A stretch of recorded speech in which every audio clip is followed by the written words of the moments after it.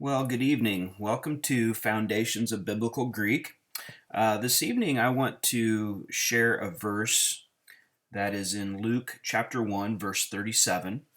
It's just a short little verse, only 8 words here in the Greek language, but it's a very, very important passage. It's a very powerful passage. And just to give you a little bit of context, I guess, before we read this and parse it and translate it. Um, this is the situation here where the angel Gabriel has appeared to Mary, and he has explained to her that she will be pregnant with the Son of God. And um, Mary's response is, how can this be? I am still a virgin. Gabriel goes on to say in verse 35, he says, "The Holy Spirit will come upon you, and the power of the Most High will overshadow you, and for that reason the Holy Child shall be called the Son of God. And behold, even your relative Elizabeth has also conceived a son in her old age, and she who was called barren is now in her 6th month." And so the angel Gabriel spells out some pretty incredible truths. First of all, that Mary, even though she's a virgin, will conceive and have a son, and that son will actually be the Son of God. And he also mentions that Mary's relative Elizabeth has also conceived a son, even though she is elderly, and even though she has been barren. He says she is even in her 6th month of pregnancy. And so that's a little bit of the context that leads up to this verse here before us. And so what we're going to do is we're going to read this Greek verse. Then we're going to go through and parse each individual word so that we know how it's functioning within the sentence. And then we're going to look at a couple of syntactical structural issues here, and then we'll make an English translation from that. So starting off here, we have hati uk adunatese para tu theu pan hrema. One quick thing to point out is notice that over the word hrema here, we have a rough breathing mark. Usually rough breathing marks are above vowels. This is the one situation here where we have a rough breathing mark over a consonant, over the rho. And so it's the same principle, though. It's a rough breathing mark, so you add a little bit of air as you're pronouncing that, and it makes a little bit of an H sound. So hrema is our word there. So if we go back and we parse each one of these Greek words so we know what they're doing within the sentence here, we have our first word, hati. Notice also this has a rough breathing mark that we just talked about with hrema. So hati is a conjunction. I'm just going to abbreviate for sake of space. Then we have uk, which is a negation. We have our verb adunatese, which is a future active indicative, and it is a third person singular verb. Then we have a prepositional phrase, para tu theu. Para is our preposition. Tu theu is the object of the preposition, and it's a genitive singular masculine construction. And then we have pan hrema, and pan is our adjective here, and hrema is the noun. But they are both nominative singular neuter. And being nominative here, we see that it is functioning as the subject of the sentence. Okay, so a couple of things to point out here. First of all, let me switch colors here. First of all, we need to probably point out that in our verbal construction here, uk adunatese, we have the negation, but we actually have a double negation here. One way, another way, I guess, that Greek can negate something or negate an idea or a verbal action is with the alpha privative. They can add that alpha at the beginning of a word, and it will also negate that verb. So we have the uk, which is a negation, and we have the alpha privative ahead of this verb here.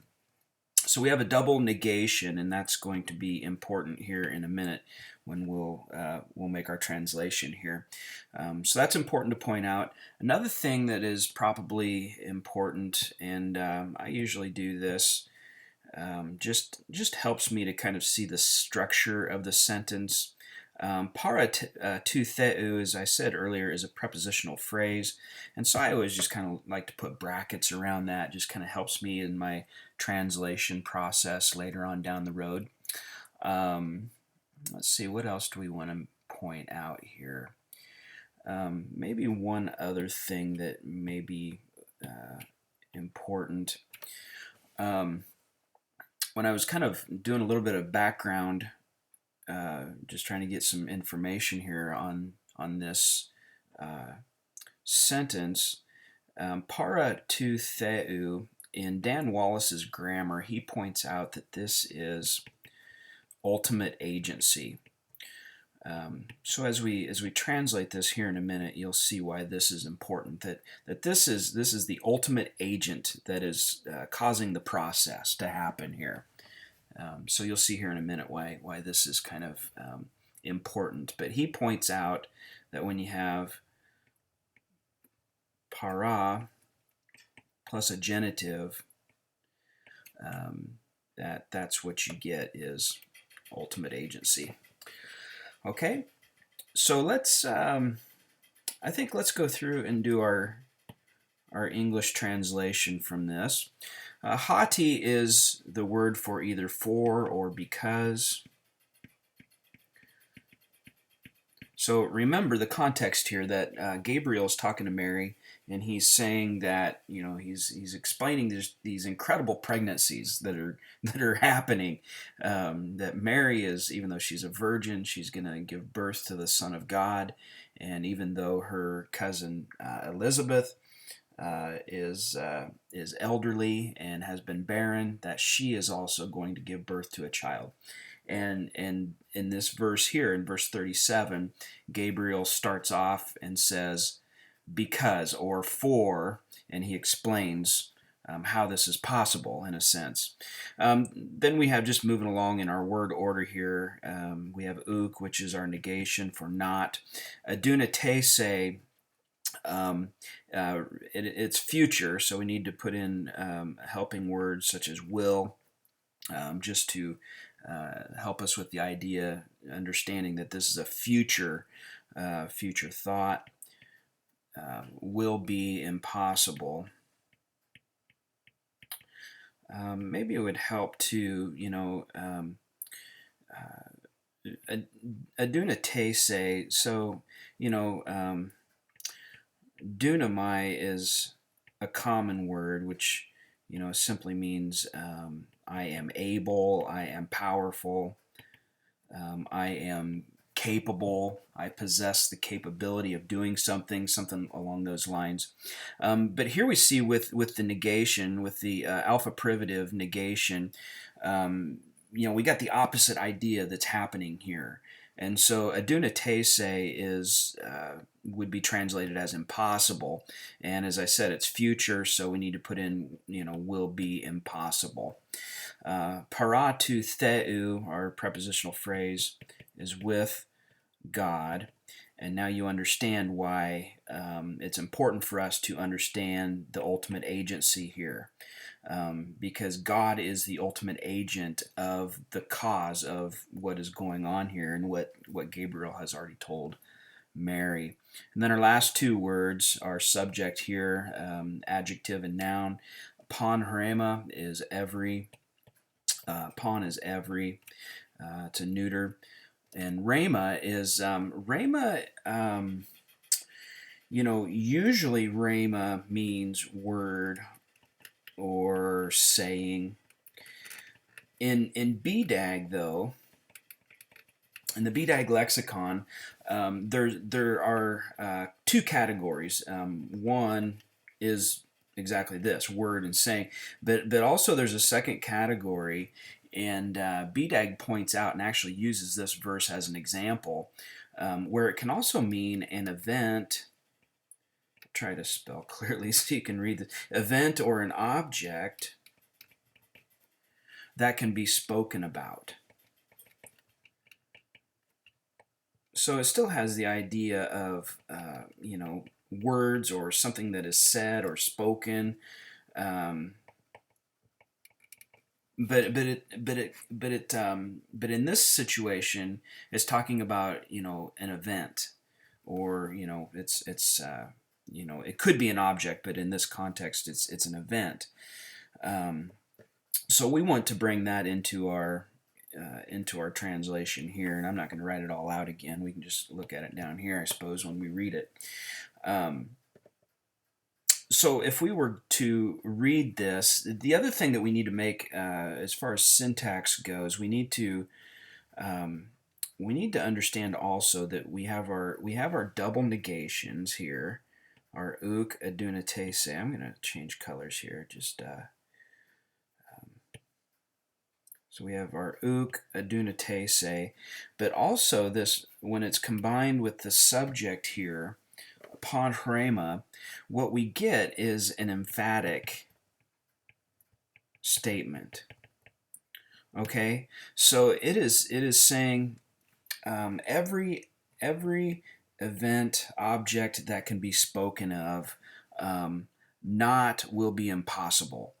And it's it doesn't, it's not very good English, right? But basically what the Greek writer is pointing out here, what Gabriel is saying, is he is emphatically stating that nothing will be impossible. No thing will be impossible with God. And we get all that out of the uk adunatese panhrema. That is, as I said, it is an emphatic statement. All of those put together is emphasizing that absolutely nothing that God says is impossible. So if we were to read it, we would say, for nothing, all of those together, nothing will be impossible with God. And so as we see Gabriel speaking to Mary about the future events, about her being pregnant with the Son of God, about that he will, that whole passage there is that talks about him being called the Son of the Most High, and that he will be given the throne of his father David, and he will reign over the house of Jacob, and talks about his kingdom having no end, and all these amazing things. And he says, for nothing will be impossible with God. So I think it's important that we remember that. Sometimes we take that lightly, I think. We know, nothing's impossible with God, right? Yeah. But we need to be passionate about that, I think, because absolutely nothing that God says, that God talks about, will be impossible with him. He will fulfill everything that he says that he will. So there you have it, Luke 1:37.